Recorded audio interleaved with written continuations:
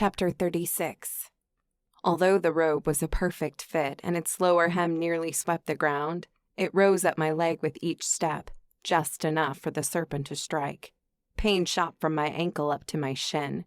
I might have jumped on top of the city wall with shock of the sudden attack.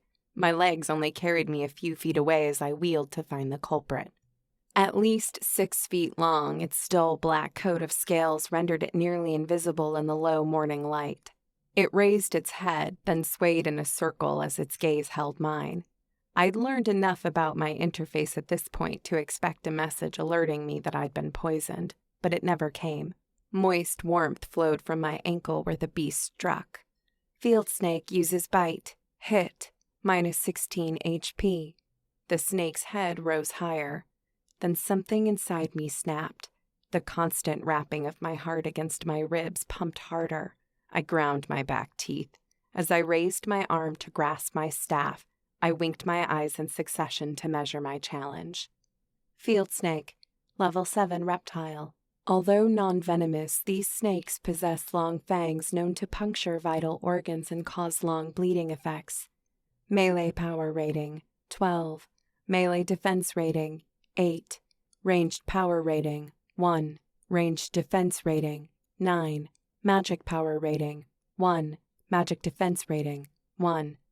I counted myself lucky it only struck my ankle, but the way its head rose to my waist level accentuated my interface's warning. The snake's head snapped forward. I twirled my staff and it jerked back. You're not my first snake, and you probably won't be my last. While gauging the potential of a staff strike against an agile target, I recalled the sensation that coursed through me when I dueled with Dross and Welling for a short stint in the chapel. I drew one hand from the staff, bent my fingers into a claw, then repeated the gesture I'd seen from the model in my spells tab. The same sensation I'd had before coursed through my arm, then my hand glowed orange. You cast fiery bonds on Field Snake. My mana bar ticked down to account for the 50 points spent as the glowing strings of fire reached up from the ground and twisted around the serpent. They flexed, then the serpent's body was pinned to the ground. Your shadow magic skill has reached rank 12. The reptile writhed, and its thick body pulsed with the effort to escape. If I received the full effect, the binding would last 7 seconds, which left me almost no time to decide whether I'd stay and fight or get a significant head start. Field snake, -7 HP. Fiery bonds, 91% HP remaining. The idea of fleeing from the beast when it was flush with the ground set a standard Baba would have frowned upon. If I started running now, I might never stop. So I raised my staff high overhead, then brought it down. You attack Field snake. Miss. I cursed, raised the staff, then struck again. This time, the wooden staff thumped against the snake's thick body. The snake wiggled from head to toe as it tried to flee the fiery bonds. Smoke rose from where the glowing ropes pulled it down. When I drew my weapon away, a dent remained, but eventually the scales rose and the flesh beneath inflated again. My spell tab popped up in a side frame as I sought to remember my new abilities. But just as I laid eyes on one, a growl from behind brought my head around. Plainswolf. While most wolves travel in packs, plainswolves are a territorial and competitive breed that often end up going it alone. Level 8 beast. Melee power rating, 16. Melee defense rating, 22. Ranged power rating, 1. Ranged defense rating, 1. Magic power rating, 1. Magic resistance rating, 1. Damn it! Although its head hung low as it glared up at me, the wolf jerked when I cursed. My gaze snapped between the lupine and the serpent. The glowing ropes dimmed and I knew it was now or never. I stared at the spell name in the panel and focused. I clutched my staff with both hands as a bar appeared in the top center of my interface and began to fill.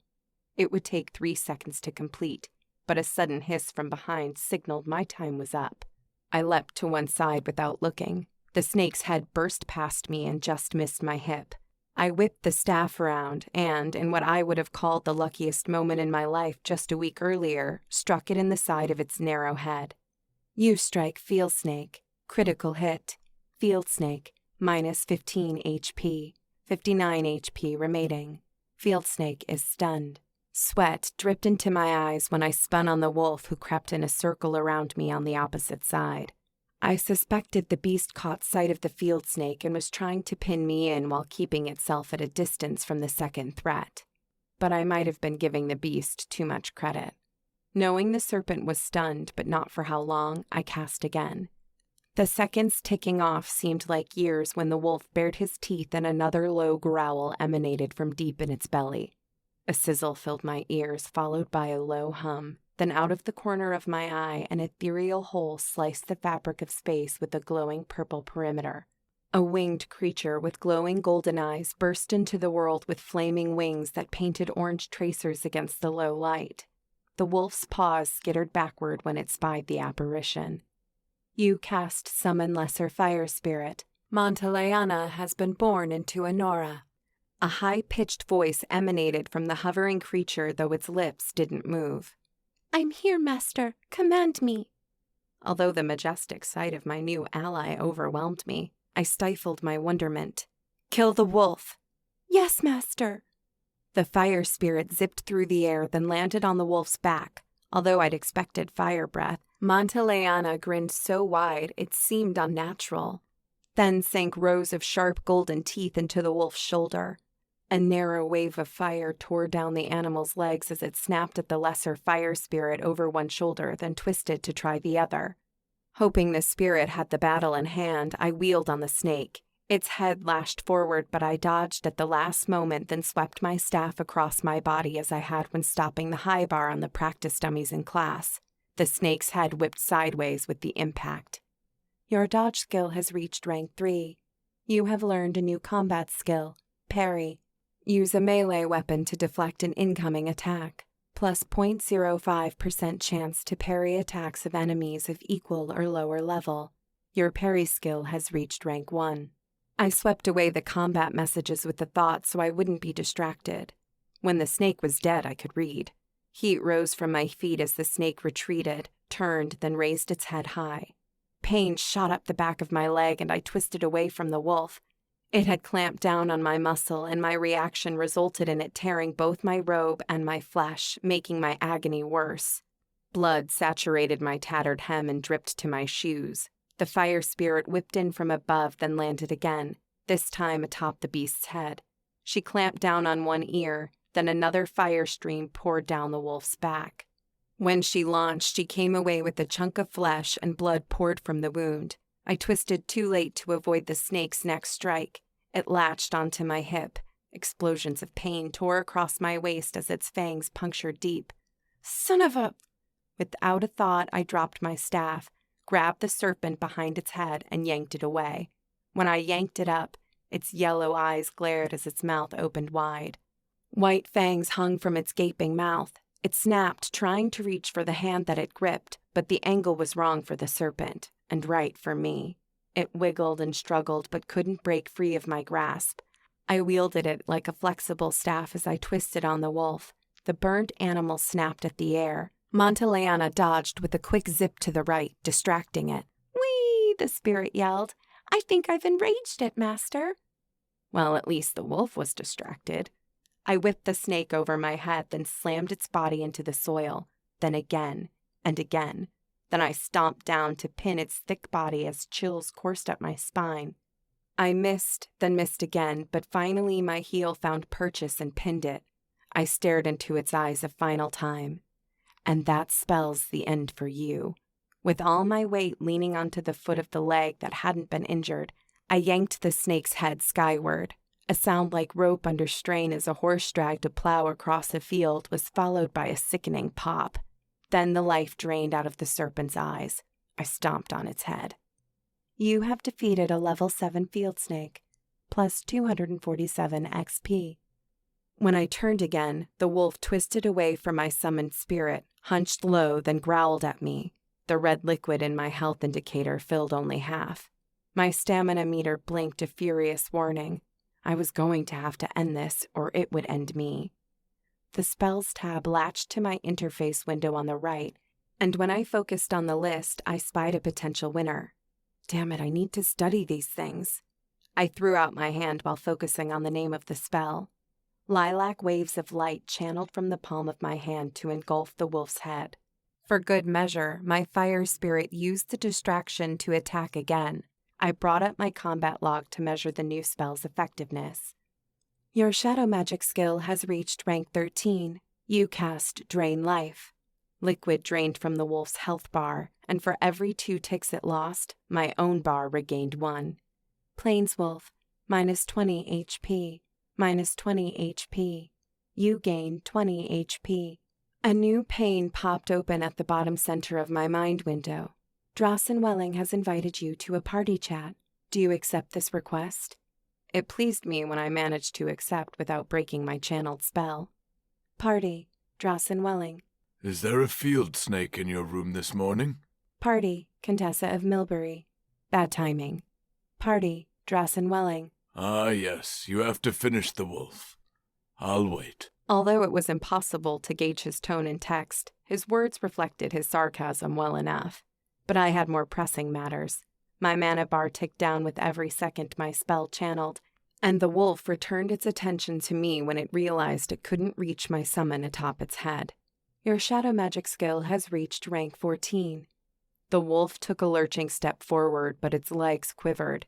It floundered, then dropped to the ground. My mana bar flashed in warning, but my health and stamina bars sat around 3/4 full. I might actually live to fight another day. Monteleana hovered into the air, then a circle of twirling fire surrounded her and sent cascading ripples through the air. An explosion of flames shot out in all directions and engulfed the wolf. Its head rose and it yipped in torment. Then it fell to the ground with a thump. You have defeated a level 8 Plainswolf, plus 278 XP. With a final scan of the surrounding area, I sighed, then dropped to my knees.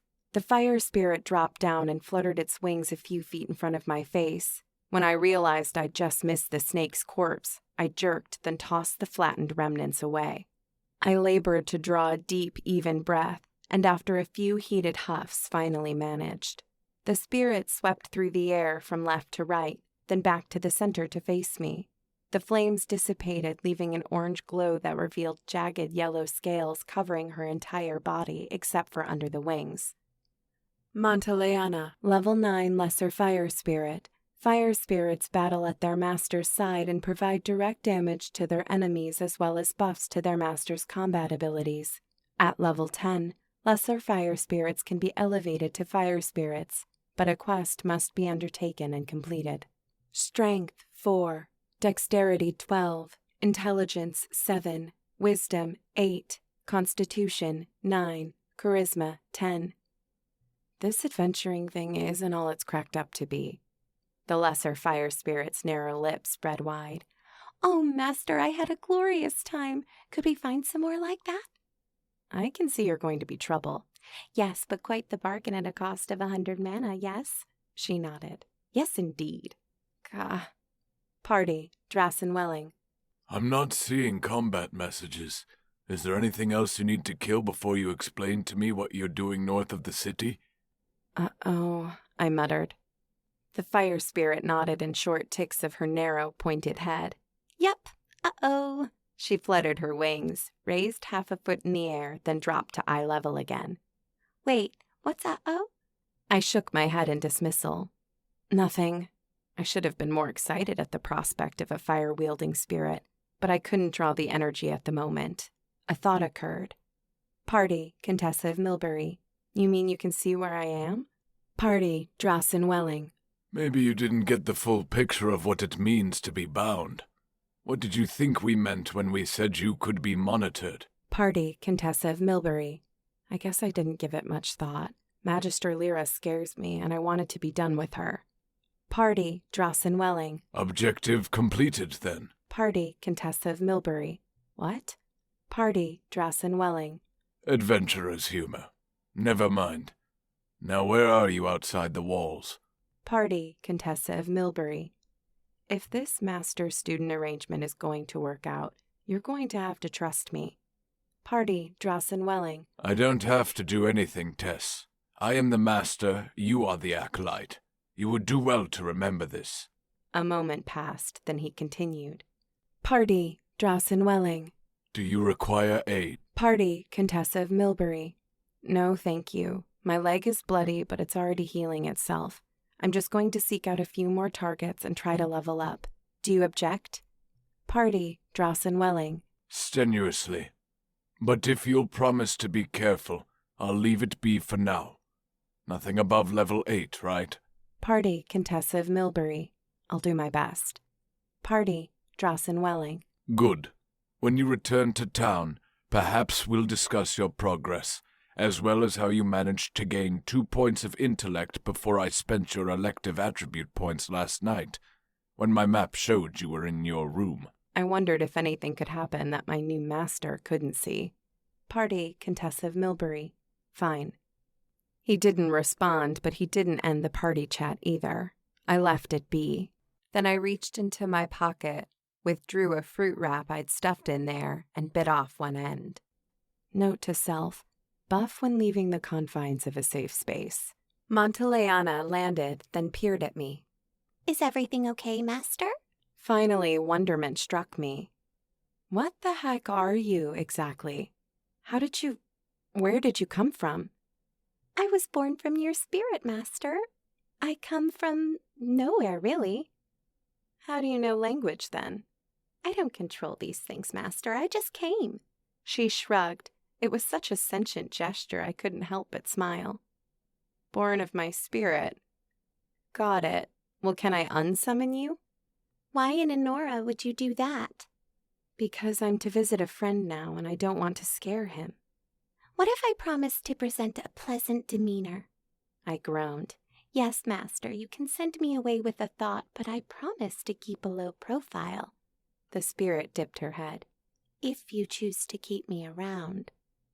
How far away can you be at a given time? 200 yards.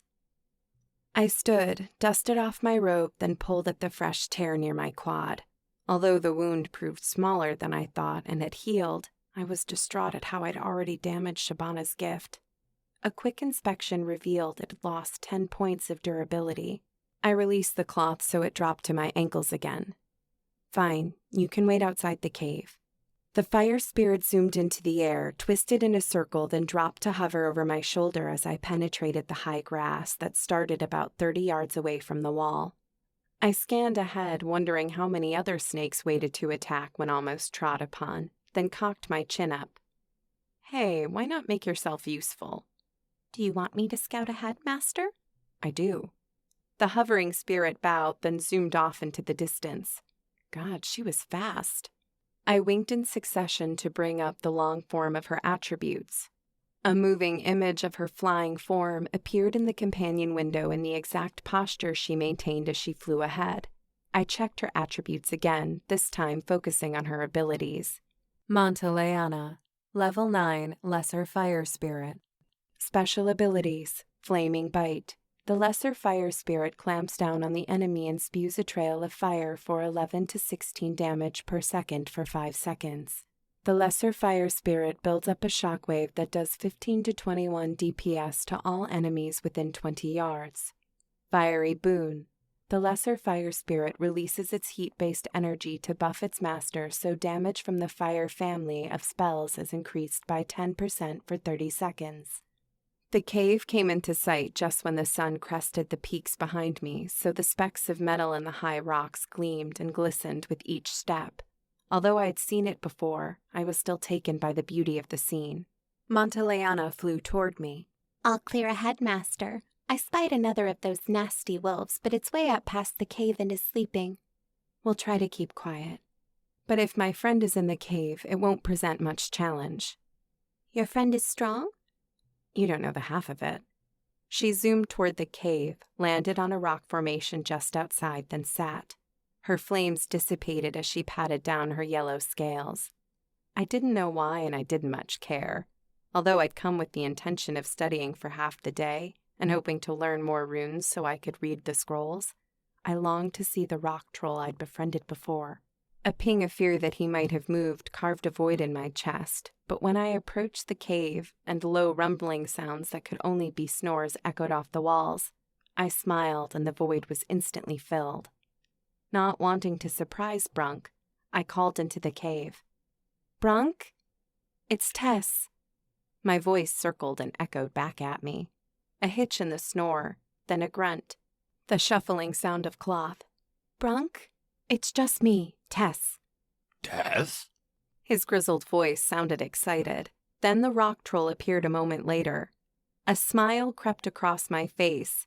Then my eyes dropped and my jaw followed. I spun around to face the high grass outside. "Brunk, you're naked!" The towering troll uttered a grunt.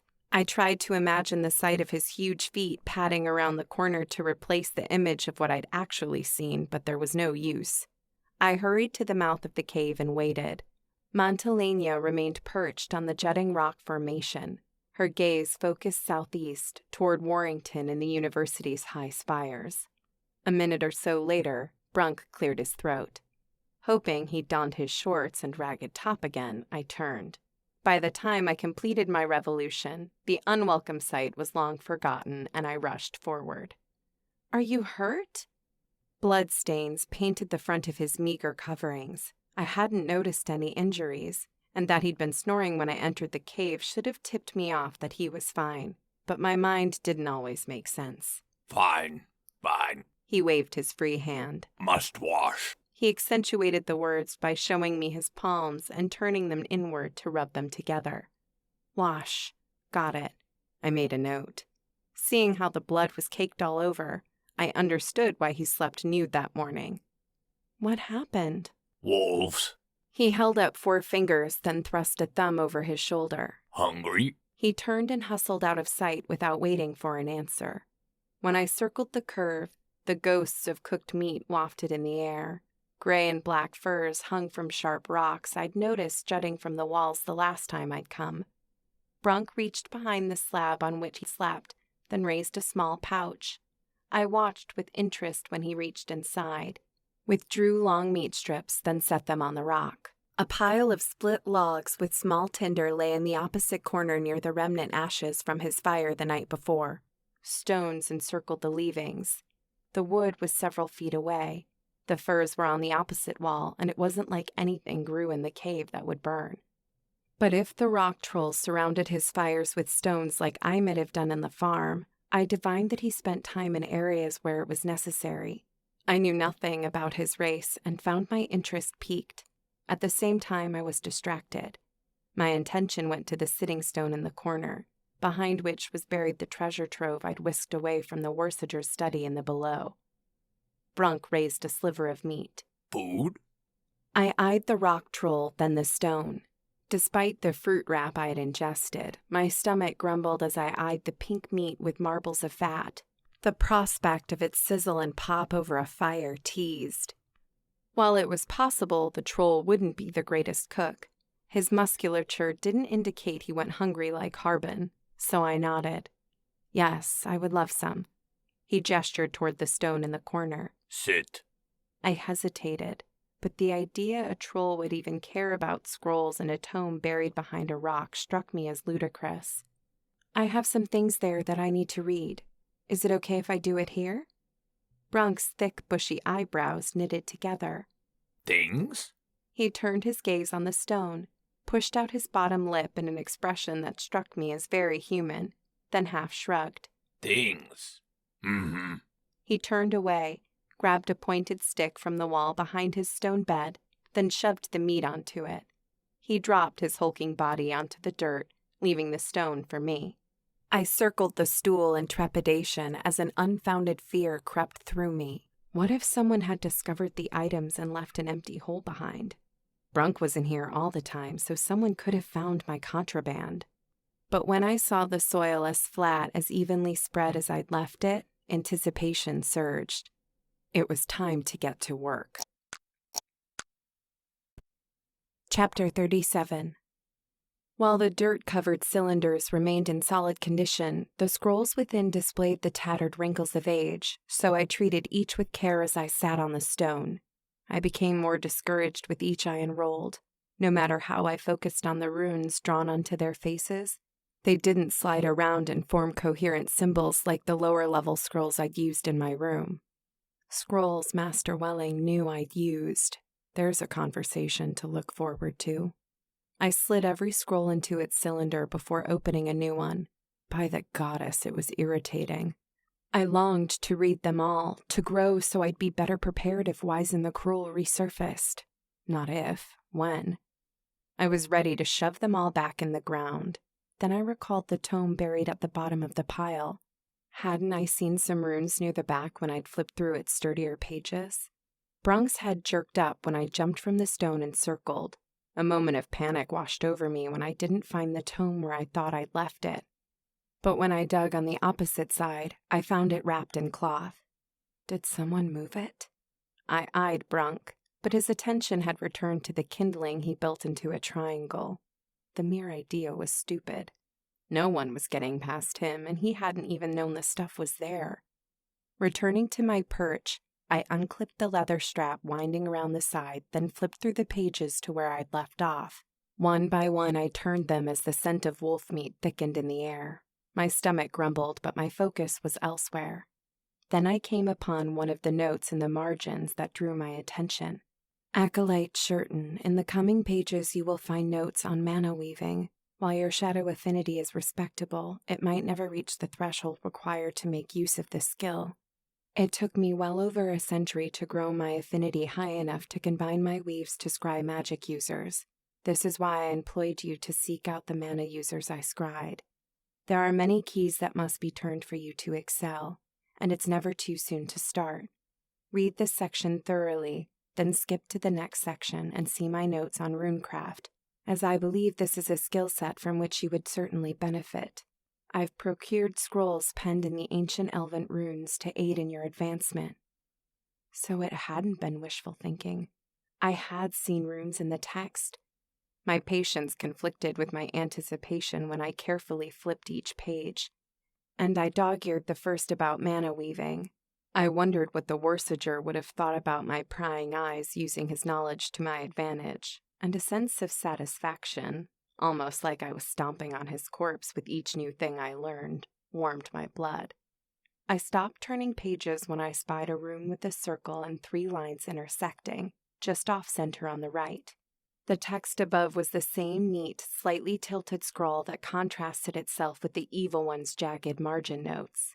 The elven rune Zin. Zin taps the power of water to channel light magic into an object, best when combined with wood, stone, or other natural materials. Although the requirements to exert Zin are low, its power grows as a runecrafter increases in rank. Properly applied to quartz or other reflective rocks, it can create healing stones. In early ranks, the stones might only be used a single time before the magic property is spent, corrupting the stone and preventing further runes of light magic from being cast upon it. But beware, these corrupted stones could be used by runecrafters with powerful shadow affinities to create fire, wind, and lightning explosives. Therefore, corrupted stones should be buried at least 2 feet deep after use if there are no shadow casters with whom you can trust them. To incite, the power of Zin requires a runecrafting rank of 7. Incantation. Mu follow rint Zin. My occupations tab popped up in a frame so fast I wasn't sure if my interface predicted my actions or if the thought had passed through my head first, but it confirmed what I already knew. Runecrafting rank, 13. I recalled the way my skin glowed when I read the scrolls in my room the previous night. It had flashed in a similar way when I learned my first runes in the Foundation's woodshop. If learning these runes would help me understand the scrolls, a cave outside of town where no one could spy the effects was the perfect setting. But there was another occupant to consider. I glanced up at Brunk just in time to see him drawing something in a small blanket of ashes he hadn't swept away with the rest. The tip of his finger grazed the dusty surface with such care, and his tongue poked out from one side of his mouth as he focused. I inhaled through parted lips, preparing to ask him what he was doing. When the circle glowed orange, then flames burst through its lines and engulfed the kindling. My jaw dropped. But Brunk just stood, reached for a wooden rod, then dropped it on top of the flames. Then he reached for the stick balanced on the slab and raised the meat over the fire. I gaped in awe, but closed my mouth when he glanced at me. His smile came wide, revealing the sharp yellowing teeth behind his lips. What did you just do? Hmm? He cocked one of those bushy eyebrows. I shoved a crooked finger toward the fire. That. How did you do that? What, fire? My chin bobbed impatiently. Yes, the damned fire. How did you do that? Rah! Ra? What the heck is... Then I remembered. Again with a simple thought, my interface popped back into view and scrolled down the list of runes I'd learned at the woodshop at the Fowler Foundation. Ra, a fire-powered rune combined with higher runes to enhance weaponry. In hopes that another thought would bring information in some vague place within my mind window, I cast it into the ether. Ra. But my interface remained still. I jumped up and slammed the tome closed. You can draw runes in the sand? Wait, how is it you can draw runes at all? He pressed a finger to his lips, another human gesture I'd never have expected. Secret from masters. Masters? You were taught by masters? Brunk's eyebrows joined above the bridge of his nose while he squinted. Taught? Then his face relaxed. Oh. He shook his head. No. He turned sideways, then ran a few fingers over his stony shoulder. Masters. I had to stand on tiptoes despite his lowering it for me to see. 3 deep scars only slightly lighter than the surrounding lime skin trailed over the shoulder and behind. From the depth in one corner, I deduced that someone raked an implement over the shoulder. Whatever it had claws that landed deep, then tore the flesh. Congratulations, you have learned investigation. Observe evidence, draw conclusions, test theories, and solve puzzles using your investigation skill. Your investigation skill has reached rank 1. You have unlocked the following sub-skills of investigation. Observation, the likelihood you will notice evidence. Analysis, dependency, intelligence, your ability to analyze evidence for meaningful clues. Deduction, your ability to weigh evidence and draw logical conclusions. Dependency, wisdom. Research, your ability to conduct research to support your other investigation subskills. Dependencies, wisdom, intelligence. Organization, your ability to organize evidence into meaningful order. Dependency, intelligence. Interrogation, your ability to draw information from parties in the pursuit of evidence. Dependency, charisma. As if the world hadn't just flipped over onto its head, Brunk circled the fire, reached into his bag, then pulled out a smaller leather pouch. Loosening the drawstring, he dipped a finger and thumb inside, then withdrew a brownish powder and sprinkled it on half the seared meat. Then he returned it to the fire. My eyes perused the length of the scars as he dipped down to cook the wolf strip. You are being offered a quest. Products of our memories. Using your investigation skill, get Brunk to open up about his past. Objective 1. Learn where Brunk came from. Objective 2. Find out how he reached the cave. Rewards. Increase relevant subskills during investigation. Plus 200 reputation with Brunk. 3,500 XP. Up to 3 skill ranks in investigation. While I didn't need a quest to coax me forward, the fact I received one might be the goddess's way of telling me Brunk could be important. Seeing as I had few friends in the world, and considering I was drawn to the easy manner contrasting the brute force the rock troll exhibited, having a friend like him certainly couldn't hurt. But the XP seemed significant. If I'd come to the cave to advance, leveling up would benefit me twofold. I reread the quest, then focused on the word reputation listed as a reward. Reputation/dispositions. Despised, minus 451 or lower. Hostile, minus 201 to minus 450. Unfriendly, minus 1 to minus 200. Neutral, 0 to 200. Friendly, 201 to 450. Endeared, 450 to 600. Enamored, 601 to 700. Beloved, 701 plus. I glanced through my interface at Brunk as he turned the stick to cook the other side of the meat. Brunk, current disposition score 221. Disposition friendly. Next rank endeared. Minimum required score 451. Out of curiosity, I thought of Shabana's disposition toward me. Then a tab called Companions popped open. Shabana, current disposition score 487. Disposition, endeared. Next rank, enamored. Minimum required score, 601. That might have been useful information when I doubted her intentions after the fiasco in the below. I had much to learn, and that was when I realized a more intimate knowledge of my mind window's contents might contribute to my advancement. Brunk flipped the meat, tilted his head, cast a critical eye on it, then nodded. Although I wouldn't have described the rock troll as wordy, perhaps our friendly disposition would serve. The offered XP for the products of our memories quest seemed significant, but my curiosity would have sent me down the path to better understanding of how he'd come to the cave anyway. When I focused my thoughts on XP, my character tab popped open. Contessa of Milbury, level 9. XP, 969 out of 6,000 XP. Gah! I utter. What kind of goddess? Brunk's head whipped around. Warmth filled my face. Sorry, I'm just learning about my mind window. He cocked one of those bushy eyebrows again. My interface?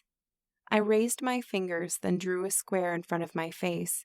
When the other eyebrow raised to knit together with the first, it dawned on me that rock trolls might not even have interfaces. But then his oversized lips spread into a wide smile. He nodded with sheer excitement. Bunta. Since he was holding the meat in one hand, he drew a square with the thick index finger of the other. Bunta. Window. Window. I guess that's as good a word for it as any. I nodded, then drew the square again. Window. I'm learning about it. It changed when my father died. The rock troll's lips quivered, then the smile vanished. Father. Dead? The corner of his mouth turned down, and his lower lip swelled. I nodded. Time has slipped from my grasp. 3 days ago? I think that's right. He was killed by demons. Brunk shot up from the fire. Demons. His head whipped back and forth. Brunk hurt demons. You did? He nodded with such fury his wide split chin nearly touched his collarbone. He thrust a finger toward the cave mouth. Demons come. 2 days. Brunk fight. They were here? You drove them away? The rock troll shook his head. Brunk crush. He handed me the stick with the dangling meat, then spread his arms apart. He drew them out wide, then smacked his hands together. Crush, smash demons. Although I jerked a bit with the loud claps, I nodded. I like you more with each word. Those bastards found me here, tried to make me kill one of the Brunk's use of the word master in association with the rakes across his shoulder stopped me in my tracks, and I switched words midstream. Teachers at the academy. Attack you? I considered the question, then nodded. Yes, I suppose you could call it an attack. They charmed me, tried to force me to attack her. Brunk nodded, but in shorter tilts of his head that left me wondering how much he understood. The way so much of his limited speech was accompanied by associated hand gestures, they seemed crucial to how he communicated. Maybe I could learn to understand him better while serving the quest goals. Brunk, when I came here the first time, I said as I reached for the tome I'd set aside with my free hand and tapped it, and hid these things, I didn't see any ashes. He followed my gaze to the flames licking around and over the top of the logs where they joined on the other side. Did you come here just recently? Brunk's forehead wrinkled up. Then he raised 3 fingers. 3 moons? Moons? You mean you found the cave 3 nights ago? He scratched his chin, then pounded the side of his fist against his chest twice. 2 or 3 moons? He nodded. Pounding the chest twice means yes. Good. My thoughts became text as I noted the gesture in my interface's supplemental log. Did you live around here? This time his quick response told me he understood more than I expected. He raised his fist, then twisted it side to side. I likened it to shaking one's head. Brunk came far. He raised both fists to his chest. then unfolded the fingers of both in sequence, made the fist again, then raised the fingers in the same way. He repeated the gesture several times. Many moons to come. So you came a long way. Your interrogation skill has reached rank 2. Your deduction sub-skill has reached rank 2. Although I didn't feel like I was interrogating anyone and took some measure of offense at the implication, Brunk stole my focus when he repeated my words. Brunk came long way. His gaze rose over my head, then his eyes flicked twice left and right. From west. West. We were making progress. I brought up my map, which pivoted when I turned my head. I pointed through the rock wall behind us. West? He nodded, then pounded his chest twice. Where was your home? Brunk pointed at the floor of the cave where his feet were planted. Home. Brunk, home. I shook my head, then recalled his gesture moments earlier. I raised my fist, then twisted it side to side. Before, where was your home? He set his hands on his hips, then paced around the fire with his head hung. Not home. No home. You've never had a home? Do you move around a lot? He stopped pacing to face me. His fist pounded his chest twice. Brunk, run. He hung his head again, but not before a tinge of yellow filled his cheeks. Was that the color of his blood? Was the huge rock troll blushing? I recounted his words, then understood. You ran from someone. Does it make you feel... I didn't know what word would work. Embarrassed? Ashamed? Sad? Brunk's head remained low. He pounded his chest again, but much more softly this time. Your interrogation skill has reached rank 3. It's okay. You don't have to talk about it. Quest or no quest, this gentle creature had suffered something tragic. I was in the midst of my own mourning, and pushing him to talk would have left me feeling self-serving if I pursued it. After all, we were on a friendly footing. My interface said so. I hoped to keep it that way. Quarry. He reached down, plucked up a loose rock, then raised it between his thumb and forefinger. He cocked a bushy eyebrow. Oh, did you work in a quarry? He tapped his hand to his chest twice, even though it still grasped the rock. Born in quarry. Slave in quarry. My chin dipped, my hands dropped toward my lap, and the meat smacked against my robe. I hoisted it away when I realized the mistake, but considering the damage it already incurred, I sighed, then set it there again. You were a slave? Brunk grunted. All your life? He double-tapped the chest, then dropped the rock. Your interrogation skill has reached rank 4. I recalled the yellowing blush of his cheeks, then understood. He was ashamed he'd run from the quarry. Why? An image of Baba's scruffy face popped into my mind, and with it came understanding. Do you feel sad because you left your family behind? Brunk gave an enthusiastic nod. Your deduction sub-skill has reached rank 3. I suspected he was celebrating my understanding. I silently celebrated with him, but didn't dare smile while we discussed his loss. Quest update. Products of our memories. Objective complete. Objective 1. Learn where Brunk came from. 1 objective remains. Objective 2. Find out how he reached the cave. Your investigation skill has reached rank 2. You receive +1 to all investigation sub-skills. Although it might have otherwise felt self-serving to jump right to the second objective, I'd walked into the cave that day without even knowing runes could be drawn in the ground like that. Did it take a high skill level to pull it off? What was the effect's duration? I'd just decided to ask when a window popped up in my interface. Party, Drawson Welling. You must return to the academy. Party, Contessa of Milbury. What? Why? Party, Drawson Welling. Something has happened, Tess, and they've noticed you're missing. You must return before Magister Lyra assembles a scouting party to find you. They're assuming you fled. Party, Contessa of Milbury. What happened? Party, Drawson Welling. Johan is dead. A lump formed in my throat as I shot up from my seat. Brunk tensed. Tess White. What? He curled the fingers of one hand, then waved it from his forehead to his chin. White. With good reason. I must go. Brunk pointed at the food in my lap. Eat? I shook my hand, then handed him the skewered wolf steak. No.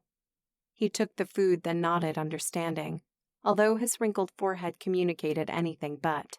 Come back soon. I pressed my lips together, then turned toward the wide stone seat where the tome lay. I hope so. Too many thoughts filled my head at once. I'd come here with a purpose, been granted a quest that would have furthered that purpose, and now events had turned on their heads once again. I wonder how much trouble it would be to rebuild my farm, just flee. To level my carpentry skill in such a productive way made sense, but I knew my thoughts weren't serious. I'd be hunted. The speed with which suspicion fell onto me could mean nothing less. That the Magister was forming a party to find me solidified it. Even though every minute counted, I reached for the tome, plopped down on the stone, then skimmed the section on runes. Every muscle tensed. I started flipping through the pages. I glanced up to find Brunk's eyes lingering on me. Do me a favor? He nodded without delay. Stand watch at the mouth of the cave. If you see anyone coming, warn me. He pounded his chest twice, then turned. Oh, and there's a creature outside on the rock. It is my friend. Please don't be afraid. He turned. Afraid? Friend mean? I shook my head, then forced a smile, hoping to set his mind at ease. Only in combat. You're an ally. Should be okay. He nodded, then turned. When he'd rounded the corner, I hesitated a few moments longer, listening for any signs of conflict between my two companions. A grunt echoed to me from the opening, and I recognized it as Brunk's standard greeting. Monteleana's squeaky voice came next, and although I couldn't make out her words, the tone seemed friendly enough. I returned my focus to the tome, muttering to myself, if they're going to accuse me anyway, this might be my last chance for a while. The shiny, stony black face of Wizen the Cruel flashed in my mind. His voice came on cue. I could assist you with this problem, Contessa. Summon me. I am nearby. Drawing on Shabana's vernacular, I answered out loud. Bite me. Then I turned the page.